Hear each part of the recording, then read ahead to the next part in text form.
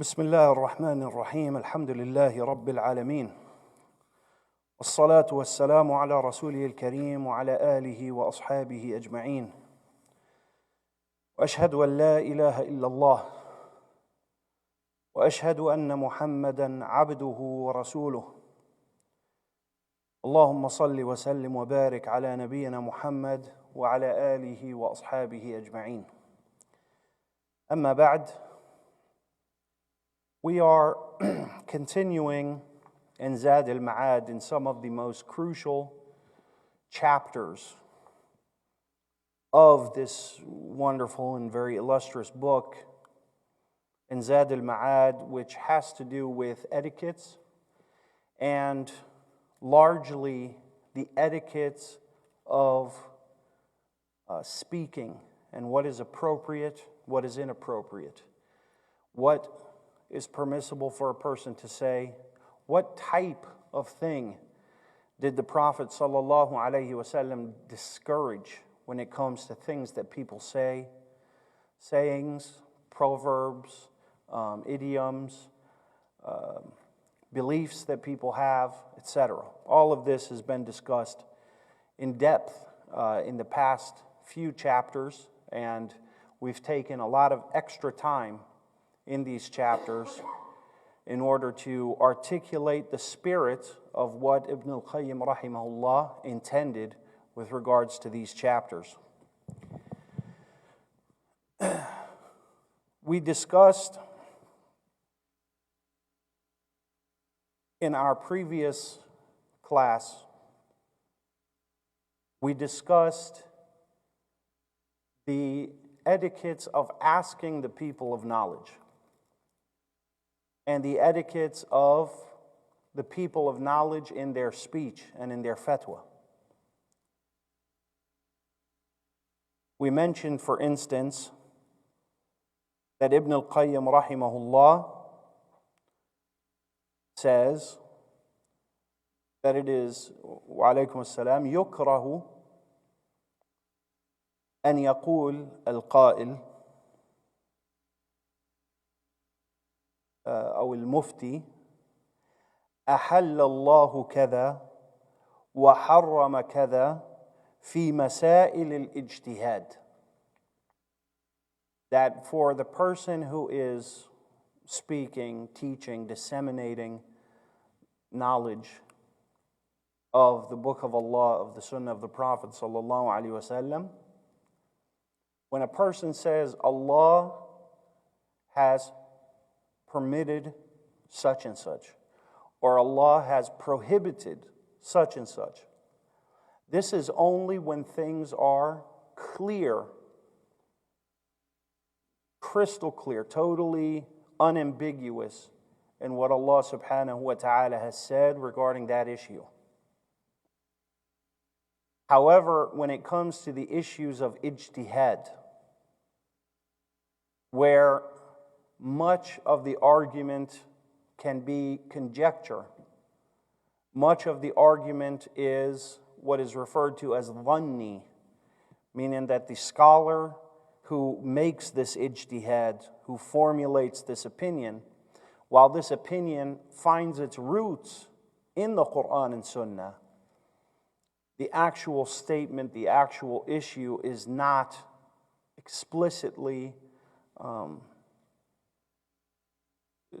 explicitly mentioned in the way that the person says it, is halal or haram.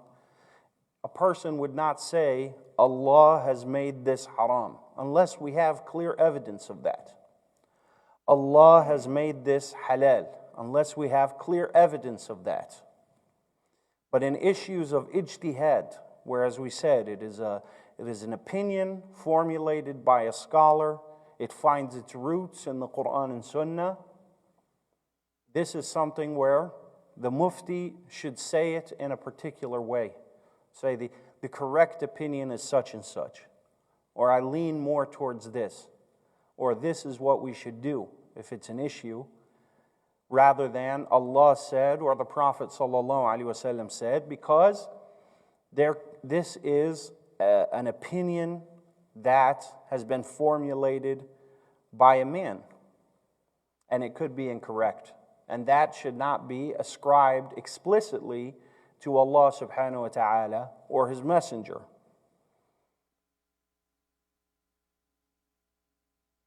He says, وَمِنْهَا أَن تُسَمَّى أَدِلَّةُ الْقُرْآنِ وَالسُّنَّةِ مَجَازَاتٍ ولا سيما إذا أضاف إلى ذلك تسمية شبه المتكلمين قواطع عقلية فلا إله إلا الله كم حصل بهاتين التسميتين من إفساد الدين والدنيا ومنها أن يحدث الرجل بما يكون بينه وبين أهله كما يفعله السفلة.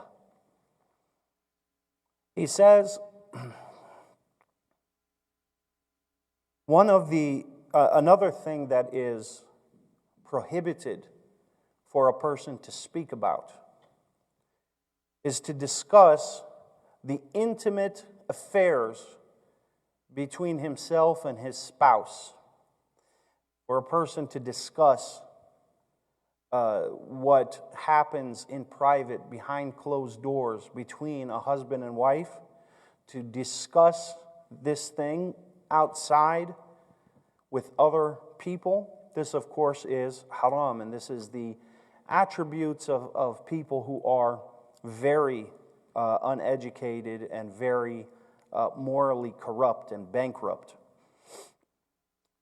This is kind of the actions of the riffraff, people that don't really mind that others see their wives or see their husbands in that light. A person should never speak about intimacy and generally or explicitly of that which goes on between himself and his wife, not in the abstract and not in any specific way. He says, وَمِمَّا يُكْرَهُ مِنَ الْأَلْفَاظِ زَعَمُوا وَذَكَرُوا وَقَالُوا وَنَحْوَهُ. He says another thing that is prohibited for a person to speak, what he means by prohibited, what he means by something that is not correct to say. He's speaking about the spirit, the actual attitude that is behind these words.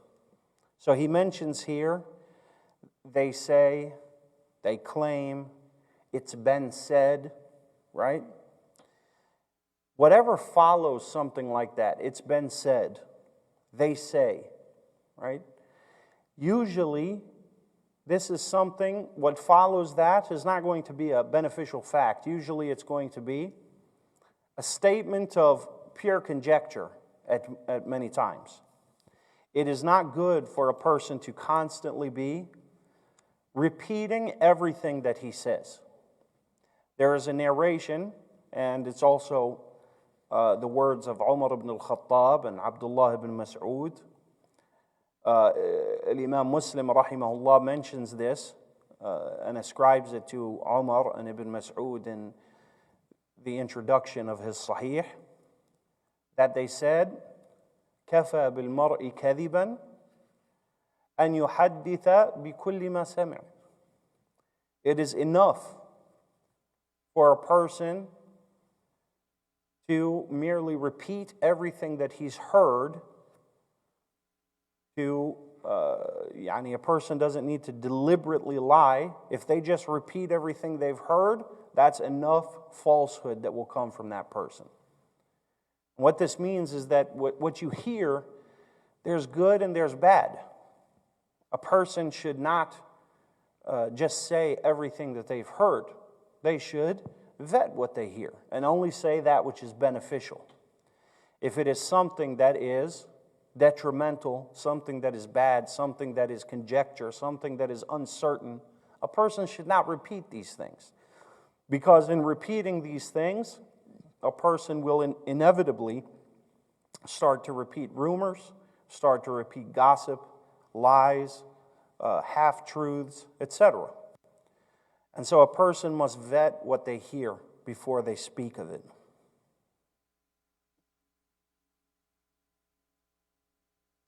He says, وَلْيُحْذَرْ كُلَّ الْحَذَرْ مِنْ طُغْيَانِ أَنَا وَلِي وَعِنْدِي فإن هذه ابتلي بها إبليس وفرعون وقارون، فأنا خير منه لإبليس، ولي ملك مصر لفرعون، وعلى علم عندي لقارون، وأحسن ما وضعت أنا في قول العبد أنا العبد المذنب المستغفر المعترف، ونحوه، ولي في قوله لي الذنب ولي الجرم ولي الفقر ولي الذل، وعندي في قوله اغفر لي جدي وهزلي وخطئي وعمدي،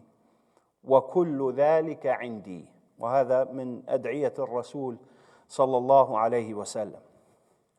Ibn al-Qayyim rahimahullah, he says, it is crucial that a person in his speech and in his heart not allow the phrases and the attitude behind the phrases of I and mine and I have, to not allow these things to be very constant in his words. I've done this, I've done that, I have this, I have that, right? This kind of selfishness and self-centeredness is very dangerous. And Allah subhanahu wa ta'ala, He warns us of the danger of this attitude. For instance, Iblis is one to have said, I am better than he is.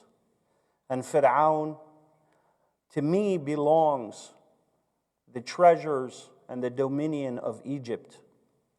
And for Qarun, I have been given this tremendous wealth because of a knowledge that I have, that I possess. This is a warning from Allah subhanahu wa ta'ala to not allow these pronouns and what follows them to be a center focus in a person's mind and especially in a person's speech. Human beings naturally have a disposition against arrogance, against haughtiness. من هذه الأقوال التي انتشرت بين الناس،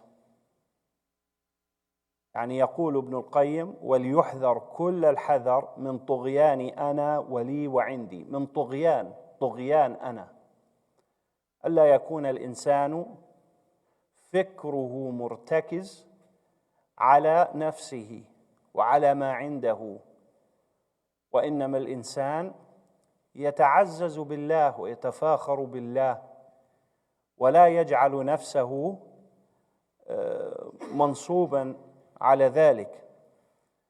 لكن بعض الناس تجده إذا تكلم يقول مثلا وأنا وأعوذ بالله من كلمة أنا. هذا غير صحيح ولا ينبغي هذا الكلام. ما قاله رسول الله صلى الله عليه وسلم ولا الصحابة، والرسول صلى الله عليه وسلم قال أنا وما قال هذا. لا أنا سيد ولد آدم يوم القيامة ولا فخر، وهكذا. لكن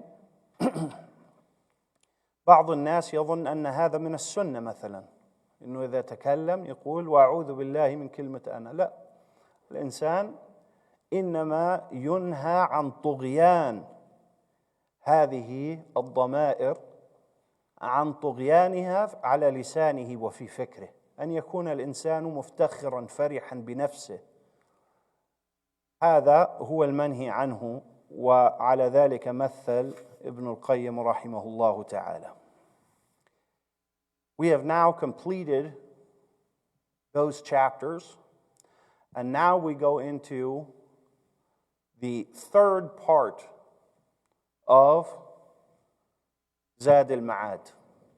The third part of Zadul-Ma'ad is the part of the seerah of the Prophet sallallahu alaihi wasallam.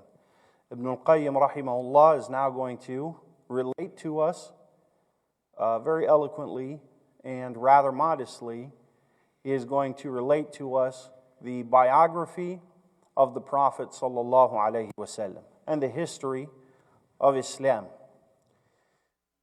Now, when we look at the first section of Zadul-Ma'ad, the first and second sections, they were about the 5 pillars of Islam and etiquettes and so forth. This third section here is the section on the Prophet ﷺ's biography and the occurrences that transpired in his time until his death ﷺ. The fourth portion of this book is regarding medicine, prophetic cures and remedies. And the fifth section of Zadul-Ma'ad is all about the Prophet ﷺ's judgment. All of his judgments, the things that he, the rulings that he made and so forth in disputes and otherwise. So, alhamdulillah, we've gone into the third section now. As we said before, Zadul-Ma'ad is a really huge book. It's huge. And it's very dense, very deep. And I believe it's quite an achievement that we have arrived now at the third portion of this wonderful book. يقول ابن القيم رحمه الله فصل في هديه صلى الله عليه وسلم في الجهاد والغزوات. He said this chapter is regarding the Prophet sallallahu alaihi wasallam, regarding the Prophet sallallahu alaihi wasallam's sunnah in his travels, in his campaigns, military campaigns, and so forth.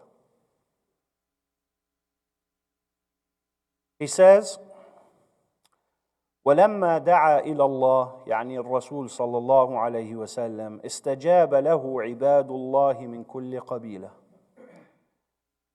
حائز قصب سبقهم صديق الأمة أبو بكر فآزره في دين الله ودعا معه إلى الله فاستجاب لأبي بكر عثمان وطلحة وسعد.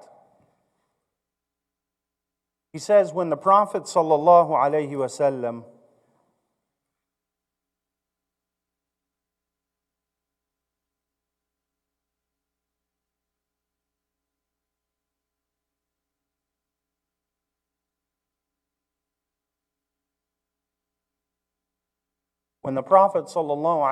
began to call to Allah and invite to Islam and began to openly call and preach to Islam. Of course, we mentioned before that there are stages in the da'wah. The stages were, at first, it was the Prophet ﷺ and just the very few people around him, his wife, etc. Then we had a more discreet stage of da'wah where it was himself and those around him and his larger family and tribesmen. Then after this, we had open da'wah, where he began to give da'wah to everyone. It was a public affair to all of Mecca and anyone that would come to Mecca and the different various tribes. Then the Prophet ﷺ migrated to Medina, and there was another stage of da'wah therein. So when the Prophet ﷺ began to call to Islam and call to Allah subhanahu wa ta'ala and the worship of Allah, people from each tribe of the tribes, the Arab tribes and the Qurashi tribes and the outskirts of Quraysh and so forth, and the Meccan tribes, people from every one of those tribes started to answer the call and become Muslim and enter into Islam. The person at the foremost of those who answered the Prophet ﷺ's call and responded to Allah subhanahu wa ta'ala was Abu Bakr as-Siddiq radiyallahu anhu. And so Abu Bakr kind of joined his resources with the Prophet ﷺ, and he sought to protect him, to fund him, and to help him in any way that was necessary. And so Abu Bakr radiallahu anhu began to call to Allah and invite to Islam as well with the Prophet sallallahu alaihi wasallam. And some most notable of the companions who became Muslim as a result of Abu Bakr as-Siddiq's da'wah to them and invitation was Uthman ibn Affan and Talha and also Sa'd. So we see that 3 of the 10 people earmarked for paradise, all of them, 3 of them became Muslim as a direct result of Abu Bakr as-Siddiq radiyallahu anhu inviting them to Islam. وبادرت إلى الاستجابة صديقة النساء خديجة وقامت بأعباء الصديقية وقال لها لقد خشيت على نفسي فقالت أبشر فوالله لا يخزيك الله أبدا. لقد خشيت على نفسي يعني أنني سأهلك، والمقصود هذا من حديث عائشة الطويل في قصة غار حراء، وأول ما جاء ونزل إلى رسول الله صلى الله عليه وسلم جبريل بفواتح سورة العلق، جاءه جبريل فضمه، والقصة معروفة، فقال له اقرأ، قال ما أنا بقارئ إلى آخره. فلما عاد إلى خديجة رضي الله عنها قال لها لقد خشيت على نفسي، يعني أنني سأهلك أو أعذب، أنني يعني قد ألم بي شيء من الله سبحانه وتعالى. فقالت له أبشر فوالله لا يخزيك الله أبدا. ثم استدلت بما فيه من الصفات على أن من كان كذلك لم يخزه الله أبدا، فعلمت بفطرتها وكمال عقلها أن الأعمال الصالحة والأخلاق الفاضلة تناسب كرامة الله وإحسانه، لا تناسب الخزي، لأنها قالت له كلا والله لا يخزيك الله أبدا، فإنك تكسب المعدوم وتقري الضيف وإلى آخره وتصل الرحم. فاستدلت بهذه الأعمال الصالحة التي قد اتفقت العقول السليمة على صلاحها، استدلت بهذا على أن الله تعالى لا يؤاخذ من كان مثل رسول الله صلى الله عليه وسلم خلقا وتدينا، فساندته ووقفت معه وقفة أثرت فيه صلى الله عليه وسلم وأثرت في دعوته. وكان من توفيق الله سبحانه وتعالى صلاح زوجته، فإن صلاح الزوج من توفيق الله سبحانه وتعالى ومما يدعى له. قال الله سبحانه وتعالى وأصلحنا له زوجه، يعني زكريا عليه السلام، فامتن الله تعالى عليه بصلاح الزوجة.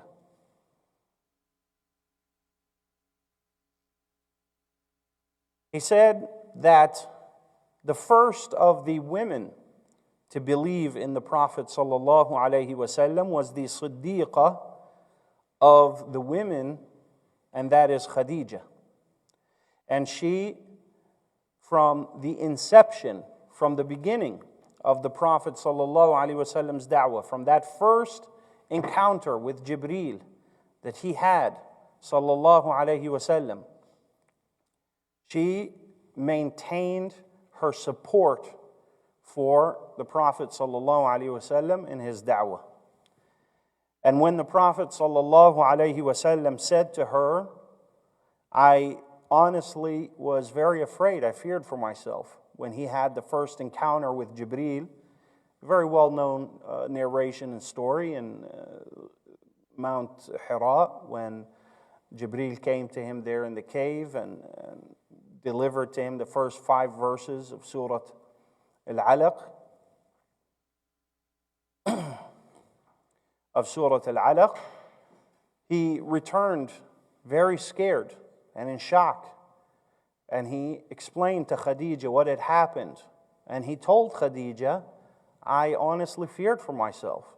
I was afraid that this was some kind of punishment. And so Khadija radiallahu anha did not waver at all. And she said, no, Allah would never put someone like you to shame. And then she mentioned many of his traits that no two people could disagree were very dignified traits, were traits of the righteous and the dutiful.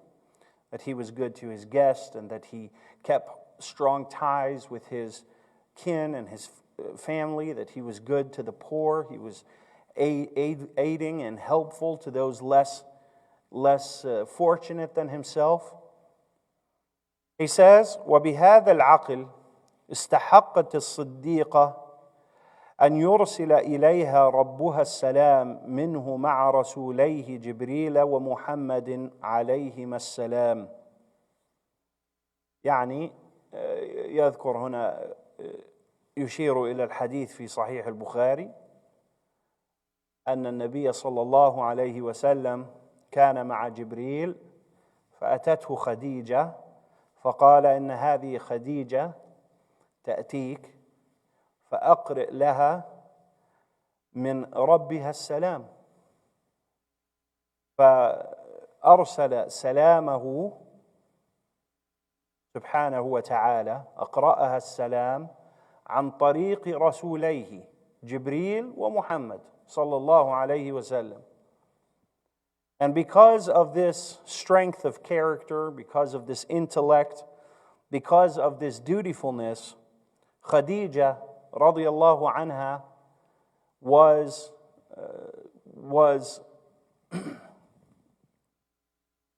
fit for the kind of virtues that she later acquired and the kind of merits that she later was given.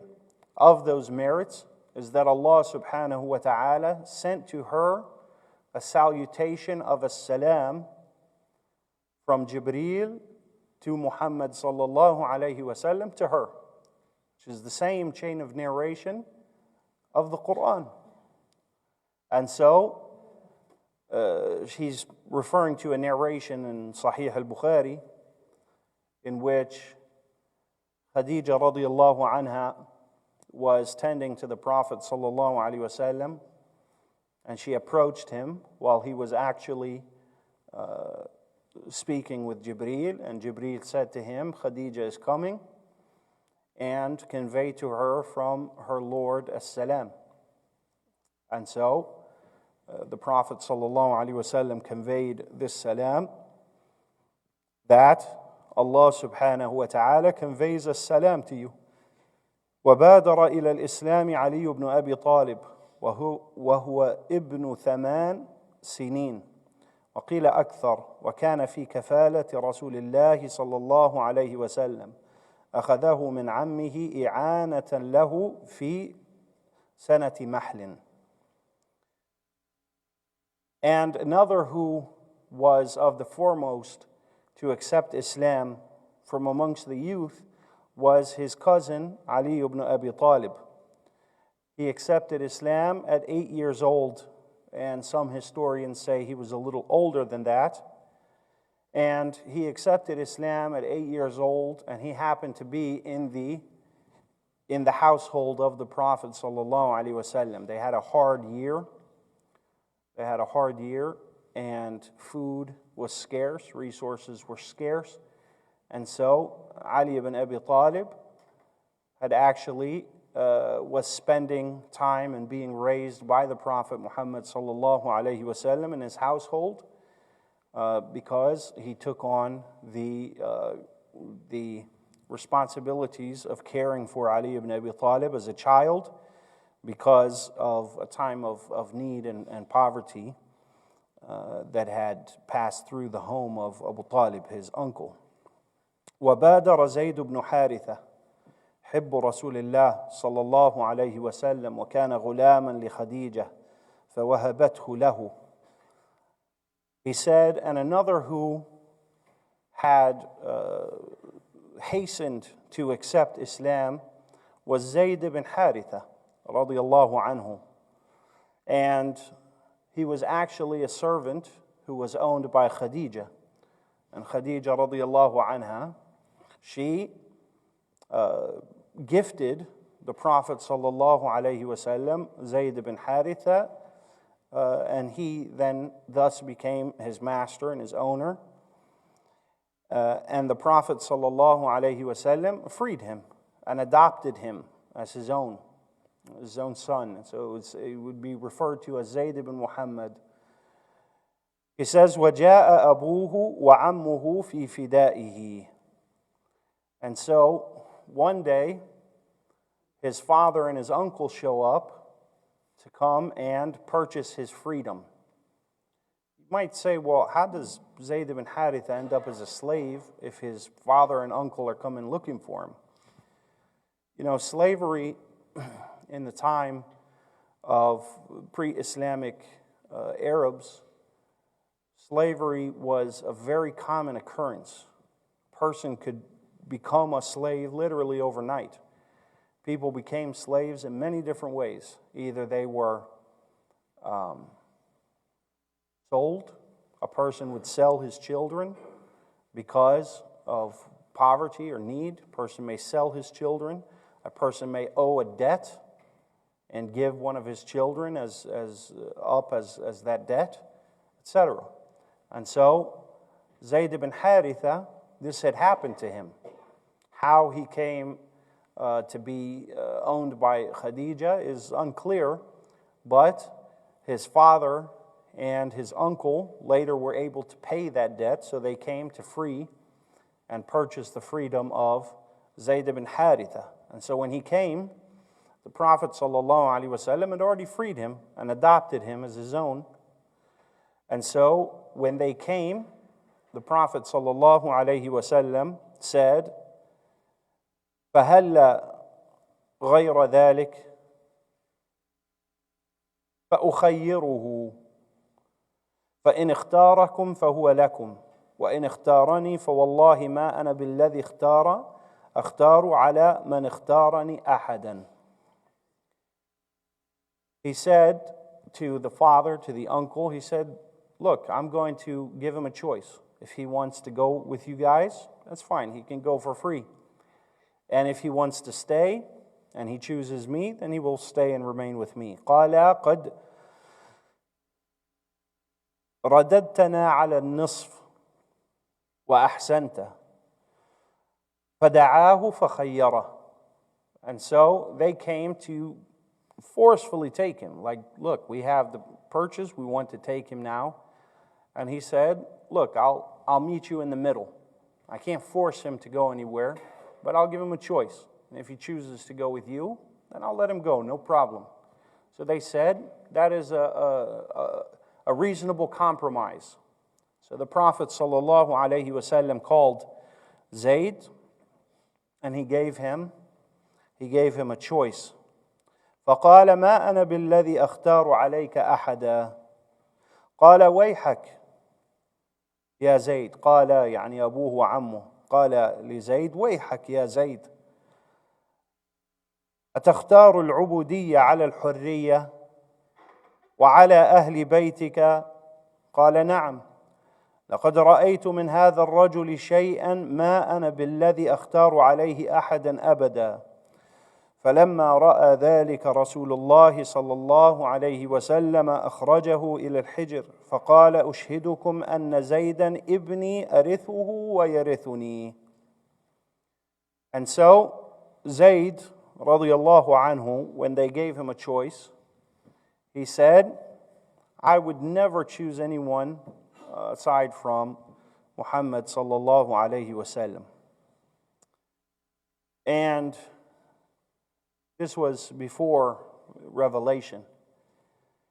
And so they said, how could you choose to be a slave in this man's house rather than over your father and your uncle, your own family? He said, I have witnessed things from this man that force me meaning of his kindness and generosity and his etiquette and his character, etc., which is miraculous in itself, which caused me to arrive to the conclusion that I would never choose to live in anyone's house or at anyone's service or care other than he. And so when the Prophet ﷺ heard this from Zayd, he took him to another room, took him aside to his family, to his wife, and he said, I hereby announce to you all that Zayd is now officially my son. I will inherit from him and he from me. This is what's called adoption at that time, and this was before revelation. فَلَمَّا رَأَيَا ذَلِكَ طَابَتْ نُفُوسُهُمَا وَانصَرَفَا. And so the Prophet ﷺ didn't want to keep Zayd as a slave after he chose him over his own family. And so he freed him at that point, he emancipated him, and he took him on as his own son. He adopted him. And so his father and his uncle found that that was very reasonable, that at least if he's not coming with us, he will be an adopted son of such a good man. وَدُعِيَ زَيْدٌ ابن محمد حتى جاء الإسلام فنزلت ادعوهم لآبائهم هو أقسط عند الله في سورة الأحزاب. And so Zayd would be referred to as Zayd, son of Muhammad. And then revelation came, and in Medina, the verses of Surah Al-Ahzab were revealed, in which Allah subhanahu wa ta'ala said, ascribe them to their biological fathers. That is most correct and just in the sight of Allah and in the estimate of Allah. فَدُعِيَ مِنْ يَوْمِئِذٍ زَيْدُ بْنُ حَارِثَةَ. And so after this verse was revealed, he was referred to as Zayd ibn Haritha, because Haritha is his biological father's name. قال معمر عن الزهري ما علمنا أحدا أسلم قبل زيد. And Ma'mar narrates that Az-Zuhri said,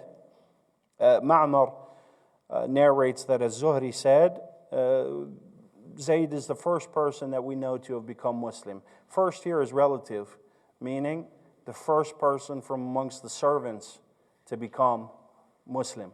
So you're going to find narrations that say Zayd is the first Muslim. You're going to find narrations that say Abu Bakr was the first Muslim.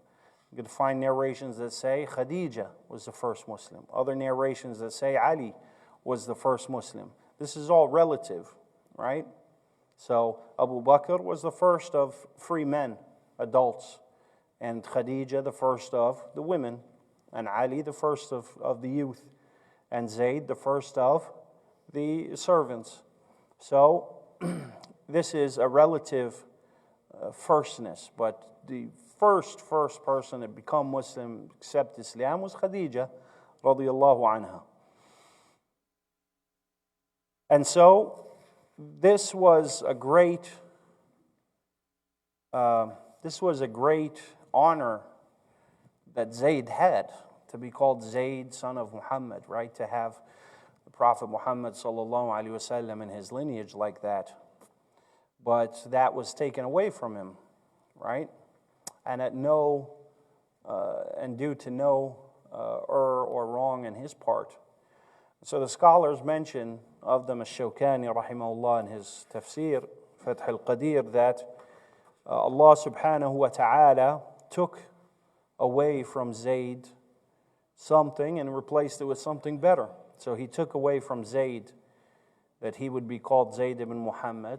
After that, he was to be referred to as Zayd ibn Haritha, but instead he placed his name in the Quran. And so Zayd is the only name of any companion who's explicitly mentioned in the Quran. والله أعلم وصلى الله وسلم على نبينا محمد وعلى آله وأصحابه أجمعين والحمد لله رب العالمين وجزاكم الله خيرا.